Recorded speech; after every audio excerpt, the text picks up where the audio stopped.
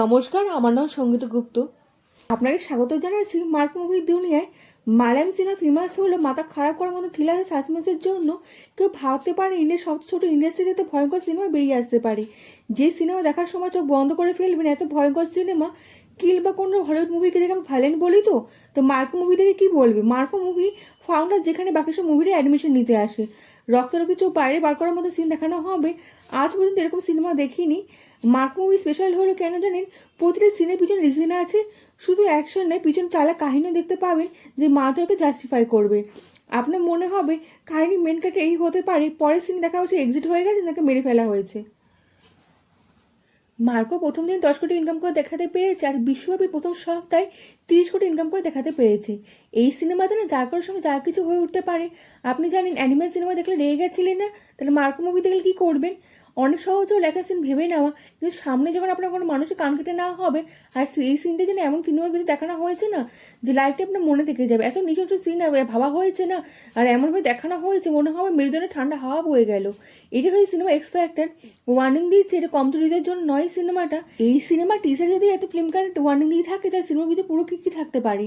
এই সিনেমা দেখার আগে না টিজার দেখে নেবেন। টিজার দেখে যদি ভালো লাগে তাহলে সিনেমা দেখতে যাবেন, আর টিজার দেখতে ভালো না লাগে তাহলে সিনেমা থেকে দূরে থাকবেন।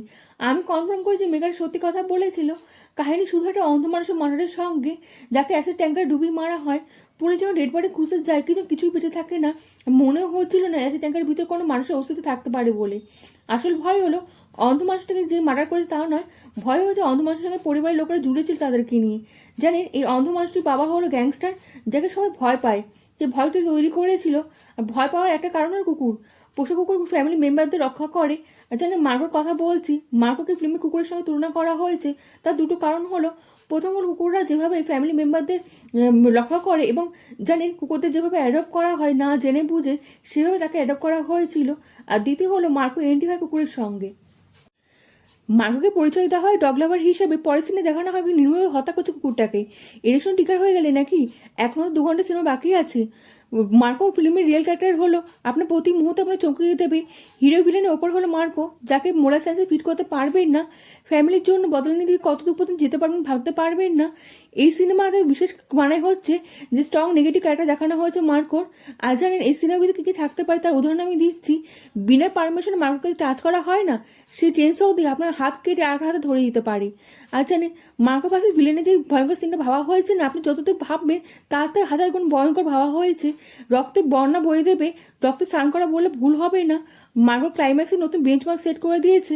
মার্কোর বেঞ্চমার্ক সেট করার সঙ্গে সঙ্গে অ্যাকশন ভায়োলেন্স মুভির জন্য এমন সিন তৈরি করে দেওয়া হয়েছে যা ম্যাচ করার মতো ক্ষমতা এখন কোনো সিনেমা হয়নি। আর সন্দীপ ভাঙার কাছে স্বপ্ন হবে এরকম সিন তৈরি করে দেওয়ার জন্য। মার্কোর ক্লাইম্যাক্সে 10-15টা সিন এমন তৈরি করে দেওয়া হয়েছে, বলিউড টলিউড হলিউডকে ভাবতে পারিনি। সবসময় লিড ক্যারেক্টারের পিছনে যে সাপোর্টিং ক্যারেক্টারকে দেখানো হয় না, তারা সঙ্গে সঙ্গে সবসময় বেঁচে যায়, তারা দিকে কিছুই হয় না, যা হয় লিড ক্যারেক্টারের সঙ্গে হয়। কিন্তু এই সিনেমা তা হয়নি। মার্গো সিনেমাতে এমন জিনিসটা এমনভাবে দেখানো হয়েছে না, আপনার সাথে চলে যাবেন, আপনি হতবাক হয়ে যাবেন। এই ক্লাইম্যাক্স ভেবেছে যে মানুষটি সে নর্মাল মানুষ হতেই পারে না, আর যেই সিনেমাটা দেখছে সেও নর্মাল মানুষ হতে পারে না। ডিস্টার্বিং বলাটা না অপমানজনক মনে হবে, বেশি ভালো লাগে যদি এই সিনেমার অ্যাকশন সিনের সঙ্গে জুড়ে থাকে চালাক কাহিনী, ক্রাইম থ্রিলার সাসপেন্স কাহিনী আপনার গল্পের সঙ্গে জুড়ে রাখবে। ফিল্মকে যেভাবে স্টার্ট করা হয়েছিল, একজন অন্ধ মানুষ কেন কেউ এইভাবে মারবে, এত ভয়ঙ্করভাবে কেন বদলা নেবে, যখন এই সিনেমার ভিতরে ওপর থেকে যখন রহস্য পথা হতে থাকবে, আসল সত্য আমার সামনে আসুন না, তত কাহিনী ভয়ঙ্কর হতে থাকবে।